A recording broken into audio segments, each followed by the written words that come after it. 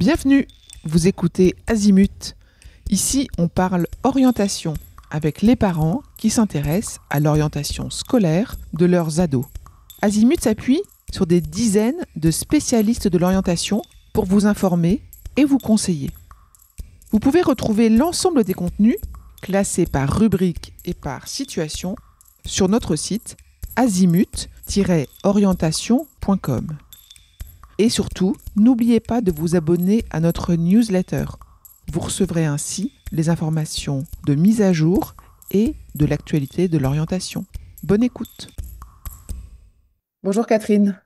Bonjour Perrine.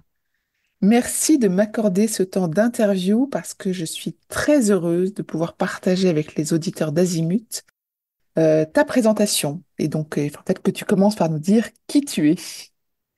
Écoute Perrine, moi je te remercie aussi de me donner la parole pour expliquer comment j'interviens en tant que coach dans le monde de l'orientation. Je suis donc Catherine Chabin et je suis coach professionnel et personnel certifiée depuis 2017. J'ai donc fait le choix d'accompagner principalement une population qui me tient particulièrement à cœur, celle des jeunes de 15 à 30 ans, autour des problématiques au sens large liées à l'orientation scolaire et professionnelle. Et que ça soit en France ou à l'étranger, car j'ai un passif d'international, car j'ai passé une grande partie de ma vie à l'international et le suis toujours parce que je suis basée en Allemagne, à Berlin. Donc, c'est même un actif, cette notion d'expatriation, parce que je pense que ça apporte aussi beaucoup de choses aux personnes que tu accompagnes, c'est ça? Oui, oui, oui, oui. Alors, ils viennent pas uniquement me voir parce qu'ils ont besoin d'international, mais on se rend compte que maintenant, dans les parcours d'études, très souvent, il y a une part d'international. Donc, pour ceux qui ne connaissent pas ou qui sont en recherche, des parents inquiets par rapport à un départ à l'international, ça fait aussi partie de l'accompagnement que je fais en plus des définitions de projets d'études ou de projets professionnels. Voilà. Très intéressant. Tu as pas dit où tu étais basée aujourd'hui? Alors là, aujourd'hui, alors je ne suis pas à Berlin, je suis à Ludwigsburg, là où travaille mon mari. Donc, j'accompagne en visio, donc partout où je suis, mon ordinateur m'accompagne. Et donc, je peux accompagner les jeunes. Et parfois, je suis aussi dans le sud-ouest de la France, à côté de Auch. Donc, tu as parlé du fait que tu travailles avec la visio. Est-ce que tu as des outils, une méthode que tu utilises pour tes accompagnements?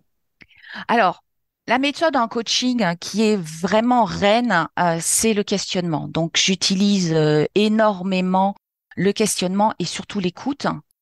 D'ailleurs, quand j'explique aux plus jeunes comment va se passer une séance de coaching avec moi, je leur dis que je vais leur poser plein de questions pour que je puisse évidemment bien les connaître, pour mieux les accompagner. Et évidemment, ce n'est pas uniquement le but que de m'apporter de l'information, mais que pour aussi que eux puissent prendre conscience en fait de qui ils sont. Et souvent en fin de séance, ils me disent qu'ils avaient jamais réfléchi à certaines de mes questions et que peut-être ça leur ouvre de nouveaux champs de réflexion. Ouais, sûrement, effectivement. Est-ce que tu peux nous décrire le format d'accompagnement que tu proposes? C'est-à-dire combien de séances? Est-ce que les parents sont impliqués ou pas du tout? Quand on travaille avec des jeunes, les parents sont très souvent impliqués, notamment pour les jeunes qui sont mineurs.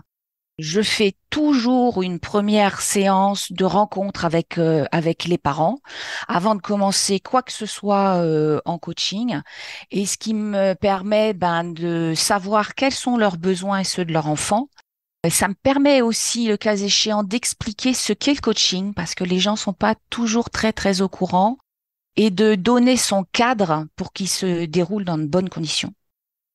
Pour moi, il est capital aussi de recueillir des informations sur le jeune qui me permettront de juger s'il a besoin d'un coach ou d'un autre professionnel. Ça, c'est pour moi vraiment très important, ou de savoir aussi s'il est accompagné par d'autres professionnels en parallèle.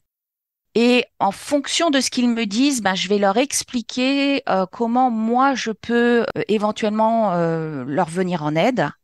Mais j'ai aussi une autre condition, c'est que le jeune s'implique vraiment dans les séances, car sans implication du jeune, ça va vraiment être contre-productif. Et si lors de cet entretien avec les parents que j'ai, qui est toujours gratuit, le jeune n'est pas là, je propose de faire un rendez-vous toute seule avec le jeune pour que je puisse lui expliquer comment je travaille et il prendra ensuite la décision avec ses parents de partir ou pas avec moi.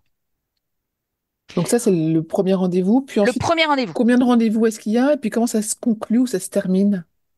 Alors, il y a, pour un coaching de jeunes, il y a en général entre, oui, 5 à 8 séances qui sont d'une durée variable, souvent entre 1 heure et 1 h 30. Je leur laisse le choix de la durée en fonction de ce avec quoi ils sont le plus à l'aise. Et ensuite, en fin de coaching, je propose une séance à faire avec les parents, s'ils le souhaitent. Évidemment, ils sont toujours les bienvenus, mais ça peut être une séance où le jeune est seul, suivant l'accord des parents s'ils sont mineurs ou s'ils sont majeurs. Voilà, ils sont grands et ils sont capables de faire la séance tout seuls. Est-ce que tu as repéré la question qui t'est le plus souvent posée, peut-être dernièrement? Ah, alors, tu n'es pas sans savoir qu'on est dans une période de Parcoursup. Alors, très Mm. souvent, avec les terminales, les parents sont souvent très inquiets et ils me disent, voulez-vous voir les bulletins de mon fils ou de ma fille? Et ce à quoi je réponds non. Alors, j'ai un moment de blanc, volontaire, et je lui dis, pas maintenant, mais peut-être plus tard. Alors, les parents sont quand même très souvent surpris par ma réponse. Je leur explique que je ne veux pas être parasitée par les avis des professeurs, les moyennes, et qu'on aura vraisemblablement besoin de tout cela à la fin du coaching. Parce qu'en fait, je leur explique que l'orientation repose sur 3 piliers. Premier pilier, c'est la connaissance de soi. Le deuxième pilier, c'est la connaissance des filières. Et le troisième pilier, c'est la connaissance des filières d'études. Et c'est à ce moment-là, quand on arrive au troisième pilier, qu'on va commencer à regarder les notes et les bulletins pour pouvoir évidemment adapter la stratégie pour postuler dans les formations. Et je pense particulièrement à Parcoursup en ce moment-là. Voilà. Tu disais que ton deuxième pilier, c'est la connaissance des filières, donc des métiers, des débouchés professionnels, j'imagine. Et la troisième, c'est les parcours d'études. Est-ce que ça veut dire qu'un jeune que tu accompagnes doit nécessairement avoir un métier en tête quand il se lance dans son projet d'orientation, ou en tout cas quand il aboutit à un projet d'orientation? Pas forcément un métier, mais au moins un domaine professionnel. Parce qu'en fait, à partir du moment où on a le domaine professionnel, on saura quels sont les attendus pour pouvoir faire, en gros, travailler dans ce domaine professionnel et donc les filières d'études. Donc, on essaye, enfin, en tout cas, moi, j'essaye de les projeter vers des domaines professionnels. J'ai des outils pour ça, j'ai des plateformes sur lesquelles je m'appuie, en fait, pour leur faire découvrir les métiers parce que très souvent, ils les connaissent pas. Ils connaissent très souvent les métiers autour d'eux, bien que certains ne connaissent même pas les métiers de leurs parents. Quand les parents travaillent dans un bureau, ils ont l'habitude de me dire, oh, ben oui, je travaille dans un bureau, je sais pas trop. Alors peut-être du marketing, oui, de la compta, mais ils savent pas ce que c'est véritablement. J'ai des outils pour les amener vers des domaines professionnels, à leur faire découvrir ces domaines professionnels et une fois qu'on a identifié un ou deux domaines professionnels, moi, je sais quelles sont les filières d'études en dessous et donc on va travailler sur les filières d'études et je vais leur demander, bon ben voilà, dans ces filières d'études, il y a ça et ça comme matière que tu connais déjà, il y a ça et ça comme matière que tu vas découvrir. Donc, essaye d'aller voir un petit peu ce qu'il en est pour savoir le contenu des études et à ce moment-là, il pourra faire un choix de contenu d'études plus pertinent. Ok, hyper intéressant. Merci beaucoup d'avoir précisé ça. Est-ce que tu as en tête un accompagnement, un récit d'accompagnement où tu étais particulièrement satisfaite et heureuse de l'aboutissement? Oui, j'ai une jeune fille que j'ai coachée il y a déjà plusieurs années qui était à Vienne. À l'origine, elle a fait ses études, elle a passé son bac à Berlin, où je suis. Je ne l'ai pas connue à ce moment-là, mais je l'ai connue quand elle était à Vienne. Elle était en troisième année d'université à Vienne. Elle avait eu un parcours un petit peu compliqué. Après le bac, elle était partie en classe préparatoire en France, ce qui n'y avait pas convenu, classe préparatoire littéraire. Elle est partie ensuite à la Sorbonne, où elle faisait un double cursus en allemand, puisqu'elle parlait allemand, et puis en histoire. Et elle est arrivée sans conviction à Vienne en Erasmus. Et là, elle était complètement perdue. Et elle était prête à reprendre des études à zéro en me disant, je me suis fourvoyée, ça m'intéresse plus, je sais pas du tout ce que je veux faire, je suis perdue. Et c'était une jeune fille qui était vraiment très intelligente et qui se posait mais énormément de questions. Donc j'ai eu pas mal de mal à l'aider dans ses réflexions. Et en fait, je l'ai fait parler et au fur et à mesure des rendez-vous, c'est l'entrepreneuriat qui est sorti, qui était vraiment très prégnant. Elle avait des connaissances en physique et en chimie sur comment faire des crèmes pour le visage qui étaient bio, parce qu'elle avait beaucoup d'idéaux sur l'antispécisme, le féminisme, des idéaux très très forts, très très ancrés. Elle était végane, donc elle était autour de ce monde-là. Je lui dis, mais pourquoi est-ce que tu montes pas je sais pas, qu'est-ce que tu en penses petite chose autour des crèmes, des produits de beauté et tout ça. Et en fait, c'est l'entrepreneuriat derrière qu'elle a retenu. Et je lui dis, mais oui, mais pour faire de l'entrepreneuriat, il va falloir faire des études peut-être de gestion. Ah, elle me dit non, ça jamais, ça c'est pas possible. Les écoles de commerce, c'est vraiment pas possible. Les gens qui y sont ne me ressemblent pas. Et en fait, elle a évolué petit à petit et elle a tenté une école de commerce, enfin une école de business en Suisse, hein, qui est un peu atypique. Elle n'a pas été reçue, contrairement à toute attente. Et finalement, elle s'est présentée à une école à Berlin qui était en alternance. Et là, elle s'est vraiment mais épanouie. Et elle a même si bien travaillé dans l'école que en mini-job, elle travaillait pour la promotion de l'école, ce qui était quand même une chose incroyable. Et aujourd'hui, elle travaille dans une grande entreprise à Berlin et elle est tout à fait épanouie. Mais le fait, ce qui m'a vraiment fait plaisir dans cet accompagnement-là, c'est de détruire ses a priori par rapport à ses formations commerciales dont elle avait besoin. Et Clara est vraiment un très très bon souvenir. Et je la suis de loin en loin. Elle m'a fait une pub d'enfer d'ailleurs, parce que j'ai accompagné trois de ses amis par la suite, hein, qui étaient en réorientation professionnelle.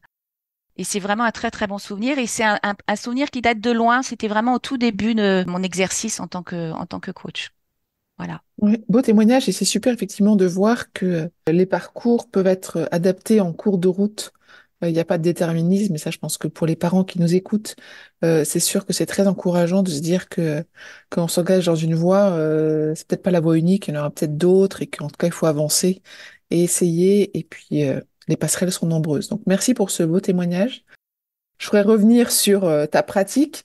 Euh, à la fin d'un accompagnement, tu es satisfaite quand quoi? Qu'est-ce qui se passe? Quand un jeune, d'abord a le sourire, que je le vois se redresser derrière son écran parce que au démarrage des coachings, même si je l'ai fait en visio, je vois bien l'attitude un petit peu voûtée, un petit peu hésitante, et le fait qu'il ait le sourire, qu'il ait repris confiance en lui, ça c'est vraiment la toute première chose qui me fait plaisir. Ensuite, c'est d'avoir des nouvelles d'eux. Je leur dis toujours, donnez-moi des nouvelles dans les années qui viennent, savoir un petit peu où vous êtes, ou si vous rentrez aussi dans une formation, me dire comment ça se passe. C'est intéressant aussi pour moi, à titre personnel, quand on me parle d'école ou de savoir un peu ce qui se passe dans les écoles. Mais vraiment, la chose, c'est le sourire et les parents après qui sont satisfaits et qui me recommandent, évidemment. Ça fait vraiment toujours plaisir qu'on reconnaisse notre travail à sa juste valeur. Quelle est ta phrase signature? Quelle est la phrase que tu dis le plus souvent? Alors, dans le coaching, on utilise très souvent des citations. Alors, moi, quand on me demande ma citation, je pars pas sur des grands auteurs. Je pars d'une phrase qui m'avait marqué quand j'étais au lycée. Donc, j'étais dans mon adolescence. C'était 100% des gagnants ont tenté leur chance. C'était une phrase de la Française des Jeux. Et comme j'avais assez peu confiance en moi à l'époque, je me disais quand même, ça, ce truc, c'est pas mal. Et c'est ce que je dis à mes petits jeunes. Et je leur dis après, je leur dis, bon, donc 100% des gagnants ont tenté leur chance, donc osez. Et j'irai même plus loin, oser le coaching d'orientation pour faire en sorte que le coaching d'orientation, très souvent, on en parle après le bac, même s'il intervient souvent dès la troisième, hein, pour choisir entre la filière professionnelle et la filière générale.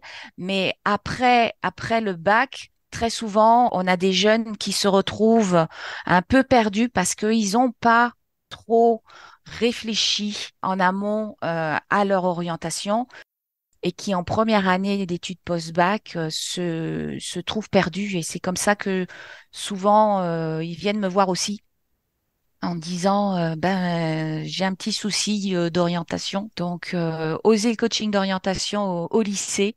Et puis après, s'il y a besoin, évidemment. Merci beaucoup de ce témoignage. On arrive à la fin de notre entretien. Merci d'avoir expliqué ce que c'était l'accompagnement avec toi. Merci à toi, Perrine. Merci à Azimut Parlons Orientation. À très bientôt, en tout cas. À bientôt. Vous trouverez dans les notes de cet épisode le moyen de contacter la personne interviewée et vous pouvez retrouver sur le site l'ensemble des spécialistes en orientation avec qui collabore Azimut. Merci beaucoup et à bientôt.